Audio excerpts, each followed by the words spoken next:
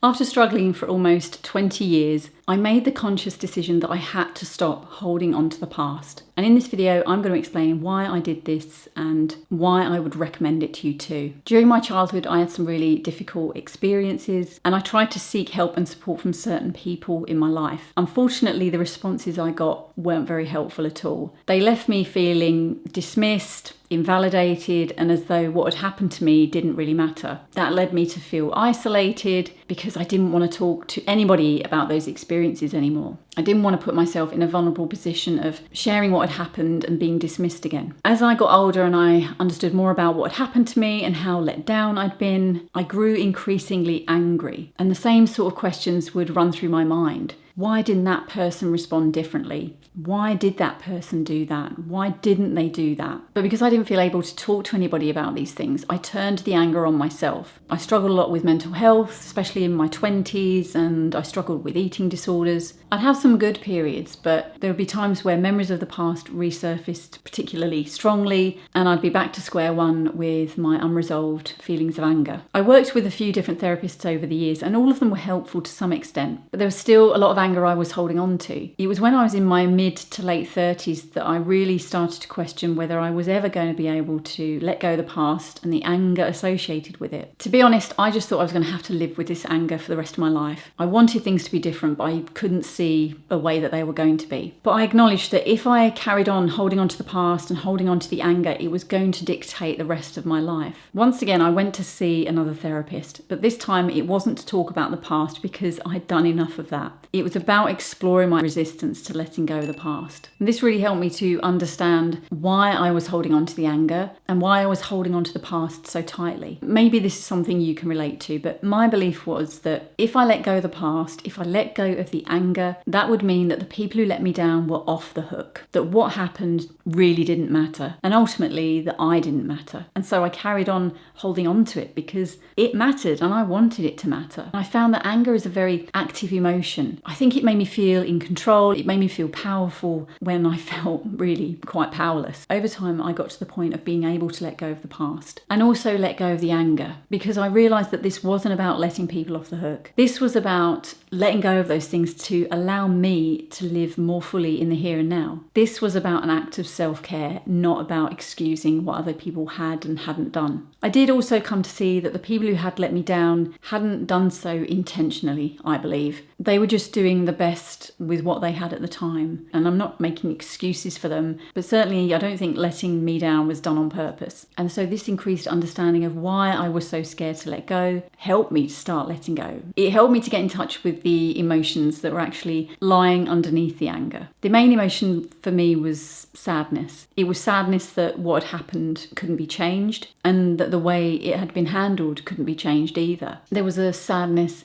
around the relationships that had been changed through this experience and that those relationships were likely never going to be the same ever again. There was a lot of feelings of grief and loss for me actually. And as hard as it was, letting go of the anger helped me to really get in touch with this grief and loss, which is what I needed to do all along. I recognised that the anger no longer served me. In fact, feeling anger about it all had become a bit of a habit. It had become the default emotion to feel. And when I managed to sort of step back and recognise when the anger was coming up, I was able to reconnect with that grief and loss underlying it. And so letting go of the anger was for me and me only. It wasn't for the benefit of other people. It was a way of me saying to myself that I mattered. And you may have had some past experiences where you relate to feelings of anger about them, or maybe you feel different emotions about the past that you're finding it hard to let go of. What I learned is that it's really important to give ourselves permission to feel what we feel about the past, and that letting go doesn't mean that the past doesn't matter. It means that you're valuing yourself enough to say, I'm not defined by my past. I want to live my life fully in the here and now and enjoy what I have right now. It took me a long time to stop holding on to my past, and there were a number of things I did during this process that helped me to begin to move forward. And if you'd like to find out what these are, then check out the video that's on the screen. Thank you so much for watching, and I'll see you again soon.